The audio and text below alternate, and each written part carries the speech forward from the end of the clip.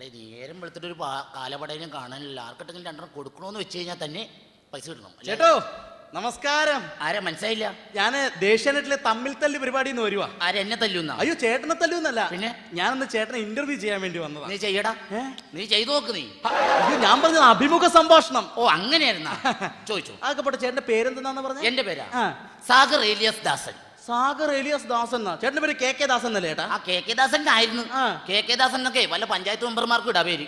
ആ പേര് കേട്ടാ പേടിക്കൂല, അതുകൊണ്ട് ഞാൻ പേര് മാറ്റി. ഓ അപ്പൊ സാഗർ ഏലിയാസ് ദാസൻ. ദാസൻ ചേട്ടൻ ഈ നാട്ടിലൊരു വലിയ ദാതയാണ് എന്നാണ് നാട്ടുകാർ പറയണത്. അത് ശരി. മെയിൻ ആയിട്ട് കൊട്ടേഷൻ ആണ് പരിപാടി. കൊട്ടേഷൻ അല്ല ചേട്ടാ, എന്താ ഈ കൊട്ടേഷൻ എന്ന് പറഞ്ഞാൽ എന്താ മനസ്സിലായില്ല? കൊട്ടേഷൻ എന്ന് പറഞ്ഞാൽ മനസ്സിലായില്ല എനിക്ക്. എടാ ഈ കൊട്ടേഷൻ എന്ന് പറഞ്ഞാ ഞാനും എന്റെ 5-6 പിള്ളേരും കൂടി ആരെങ്കിലും സ്കെച്ച് ഇടും. സ്കെച്ച് ഇടുക അതറിയാൻ പാടില്ല. ഇല്ല. എടാ സ്കെച്ച് ഇടണമെന്ന് പറഞ്ഞാൽ നമ്മൾ ഏതെങ്കിലും കടയിൽ പോയി ഒരു പാക്കറ്റ് സ്കെച്ച് പെൻ മേടിക്കും. എന്നിട്ട് തല്ലാൻ പോണവന്റെ വീടിന്റെ വാതിലുള്ള വേലി, അവിടെ പൂക്കള്, പിന്നെ ഉദയസൂര്യനൊക്കെ വരച്ചു വെക്കും. എന്നിട്ട് നമ്മൾ തല്ലാനായിട്ട് അവന്റെ വീട്ടിലേക്ക് അങ്ങോട്ട് ചെല്ലും. ചെന്നിട്ട് അവിടെ കിടന്ന് മുട്ടൻ അടിയാണ്, അടിച്ച് താഴ്ത്തിടും. അത് ചേട്ടൻ അവനെ അടിച്ച് താഴ്ത്തിടും? ഞാനല്ല, അവരെല്ലാരും കൂടി എന്നെ അടിച്ച് താഴ്ത്തിടും. അങ്ങനെ. അപ്പൊ എന്റെ പിള്ളേരൊക്കെ കൂടി എന്നെ ഒരു വാരിക്കോട്ടെ ചുമന്നിട്ട് ഇങ്ങനെ ഓഹോയ് ഓഹോയ് ഓഹോയ് എന്ന് ആശുപത്രി കൊണ്ടുപോകും. അതാണ് കൊട്ടേഷൻ. ചില സമയത്ത് കയറിൽ കെട്ടി വലിച്ചോണ്ടാ പോണത്. കയറേഷൻ എന്ന് പറയും. അത് കയറേഷൻ. ചിലപ്പോ കട്ടിലയിൽ കെട്ടി വലിച്ചോണ്ട് പോകും. അപ്പൊ അതിന് കട്ടിലേഷൻ എന്ന് പറയും.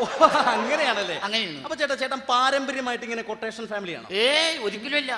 പാരമ്പര്യമായിട്ട് പറയുന്നത് എന്റെ അച്ഛൻ എന്ന് പറയുന്ന നാട്ടുകാരുടെ കണ്ണിലുണ്ണിയാണ്. അച്ഛൻ കണ്ണിലുണ്ണിയാണ്. നാട്ടുകാർക്കൊക്കെ എന്റെ അച്ഛന്റെ പേര് പറയുമ്പോ ഇങ്ങനെ രോമ എഴുന്നേച്ച് വെക്കും. അത്രയ്ക്ക് ബഹുമാനം. അത്രയ്ക്ക് ബഹുമാനം. ഈ അടുത്ത വരുന്ന ഇലക്ഷൻ എന്നെ നിർത്താൻ പോകും അച്ഛന്. അത് ശരി. ഇപ്പൊ അച്ഛൻ എന്ത് ചെയ്യണം? അച്ഛനിപ്പോ കിടപ്പില്ല. എന്ത് പറ്റി? നാട്ടുകാർ തല്ലി കാലൊടിച്ചിട്ടേക്ക്. അത് ശരി. അപ്പൊ ചേട്ടാ അമ്മയോ? അമ്മേ എടാ അമ്മ എന്ന് പറഞ്ഞാൽ എന്റെ പൊന്നെന്റെ ദൈവമാണ്.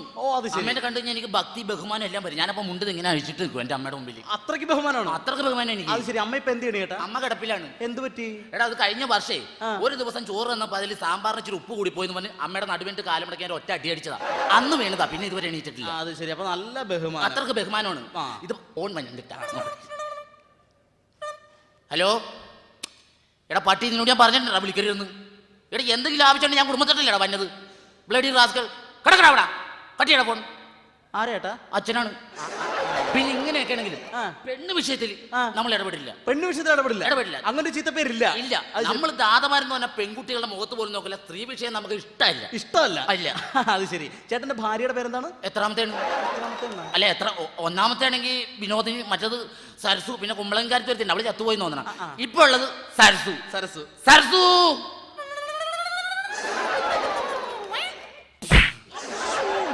പണിയായിട്ട് കാണിക്കുന്നത്. സ്വന്തം ഭാര്യനെ എടുത്ത് മർദ്ദിക്കാവോ? ഇങ്ങനെയൊക്കെ ചെയ്യാവോ ചേട്ടാ? എടാ വെള്ളം അടിച്ച് കഴിഞ്ഞാൽ എന്റെ ഒരു സ്റ്റൈൽ ഇതാ. രീതി ഇതാ. വെള്ളം അടിച്ചു കഴിയുമ്പോ ചേട്ടന്റെ രീതി ഇതാണ്. അതാണ്. അതൊക്കെ പോട്ടെ, ചേട്ടന്റെ മക്കളൊക്കെ എന്ത് ചെയ്യുന്നു? മക്കളെ ഞാൻ മാറ്റി നിർത്തിയേക്കാണ്. കാരണം എന്റെ ഈ ചോരപ്പാടുകളിലൂടെ മക്കൾ നടക്കാൻ പാടില്ല.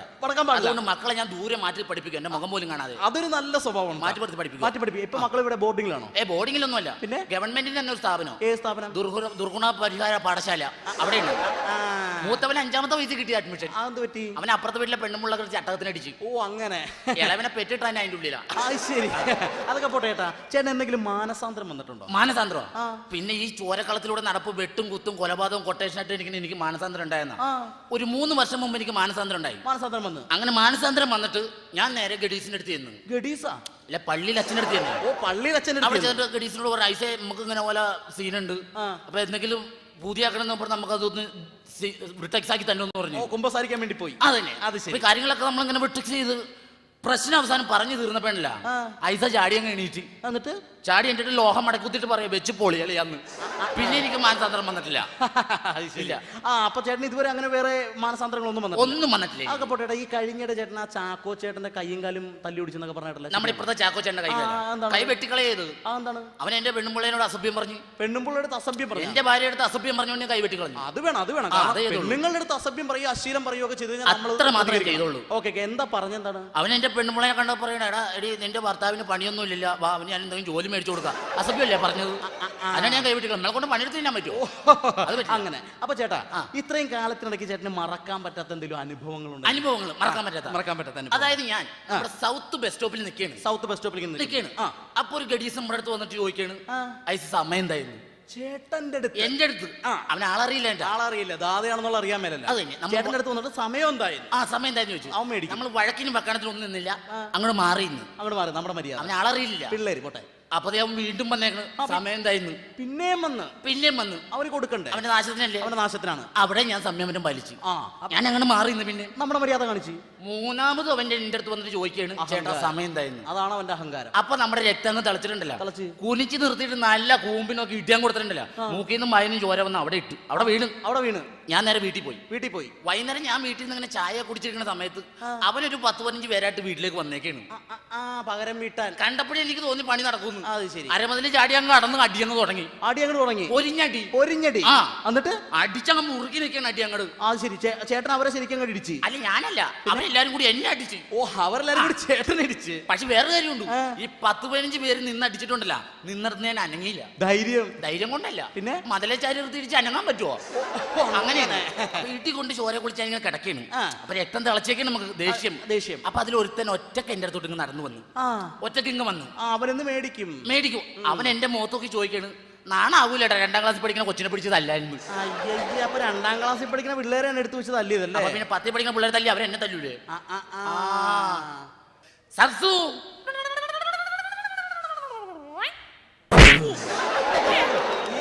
പണിയായിട്ടാ കാണിച്ചത്. സ്വന്തം ഭാര്യനെ ആരെങ്കിലും എത്ര വലിയ ഗുണ്ടയാണെന്ന് പറഞ്ഞാൽ ആരെങ്കിലും എടുത്ത് മർദ്ദിക്കോ? എടാ, വെള്ളം കുടിച്ച് എന്റെ ഒരു സ്റ്റൈൽ ഇതാടാ, എന്റെ രീതി ഇതാ. വെള്ളം അടിച്ചു കഴിയുമ്പോൾ സ്റ്റൈൽ ഇതാണ്. അത് തന്നെ. അതൊക്കെ പോട്ടെ ചേട്ടാ. ചേട്ടൻ ഇങ്ങനെ നാട്ടുകാർക്ക് എന്തെങ്കിലും ഉപകാരങ്ങളൊക്കെ ചെയ്ത് ഇപ്പൊ അയലത്തെ വീട്ടിൽ കല്യാണമൊക്കെ നടന്നാൽ നമ്മൾ പോയി സഹായിക്കും. ഉണ്ടെന്നാ? എടാ, അയലോകത്ത് കല്യാണം വന്നാൽ ഞാൻ ചീറിപ്പാഞ്ഞ് നടന്ന് സഹായിക്കില്ലേ? അത് ശരി. തലേ ദിവസം രാത്രി ഞാൻ അവിടെ ചെല്ലും, എന്നിട്ട് സ്ക്വാഷ് കലക്കും. പിറ്റേ ദിവസം കല്യാണം കലക്കും. അതാണ് നമ്മുടെ രീതി. അത് ശരി. അപ്പൊ തല്ലൊരുപാട് കൊണ്ടിട്ടുണ്ട്? അങ്ങനെയൊന്നുമില്ല.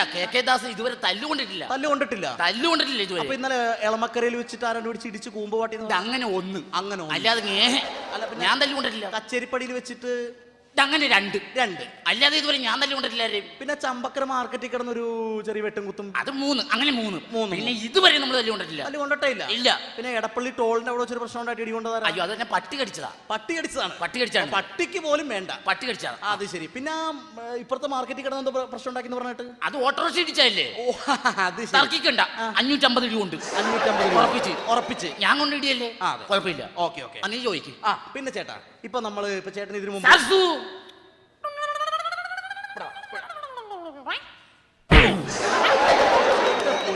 സ്വന്തം ഭാര്യനെ എടുത്ത് ഇങ്ങനെ മർദ്ദിക്കുന്ന ശരിയല്ല. ഞാൻ കാര്യങ്ങൾ പറഞ്ഞേക്കാം. എന്റെ സ്റ്റൈൽ ഇതായി പോയില്ലേ?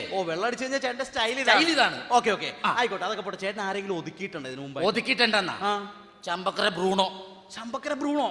ബ്രൂണോനെ ഞാനല്ലേ ഒതുക്കിയത്. അത് ശരി.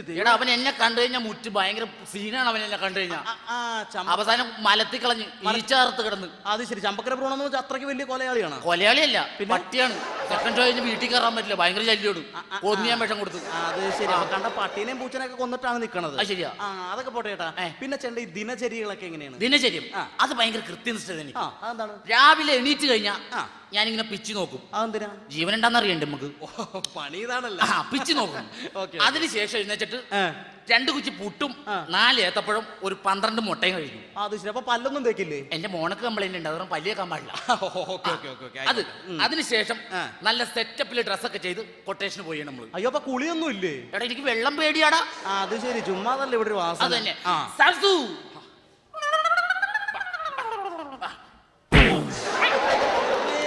എന്റെ പൊന്നിയേട്ടാ, ഇങ്ങനെ ഭാര്യമാരെ മർദ്ദിക്കണത് ശരിയല്ലട്ടാ. എന്റെ സ്റ്റൈൽ ഇതല്ലേ? എന്റെ രീതി ഇതായി പോയി. ആയിക്കോട്ടെ. എന്റെ പൊന്നിയേട്ടാ, എന്ത് തോന്നിയ കാണിക്കണത്? എന്താണ് ഇങ്ങനെ മദ്യപിച്ചൊക്കെ നടക്കാൻ പാടണ്ട?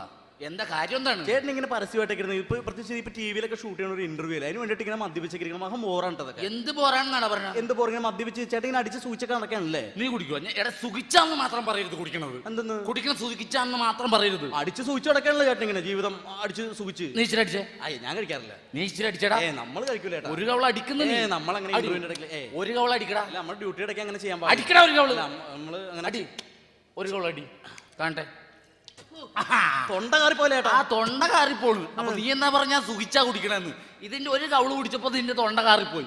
ഇത് ഡെയിലി 3 കുപ്പി കുടിക്കണ എന്റെ എവിടെയൊക്കെ കാറിപ്പോണെന്ന് എനിക്കറിയാമോ? അതുകൊണ്ട് സുഖിച്ചെന്ന് മാത്രം പറയരുത് കുടിക്കണത്. മനസ്സിലായ? അത് ശരി. ചെറുതും കൂടെ അടിക്കണം. എനിക്ക് വേണ്ടേട്ടാ. ചെറുതും കൂടെ അടിയടാ. നാട്ടുകാർക്ക് ടി വി ഒക്കെ നീ അടിയടാ. ക്യാമറ ഒക്കെ അവിടെ ഇരിക്കട്ടെ. നീ അടി. ഇപ്പൊ ഇങ്ങനെ നീ ആവശ്യത്തിന് അടി. അങ്ങനെയല്ല. അടിയടാ, ആവശ്യത്തിന് അടി. അടിയോളൂ മുടുക്കരി. ഇപ്പൊ എങ്ങനെയാ സർസു?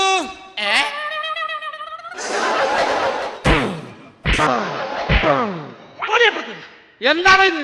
വെള്ളം അടിച്ചു കഴിഞ്ഞാൽ എന്റെ ഒരു ശീലം ഇതാണ്.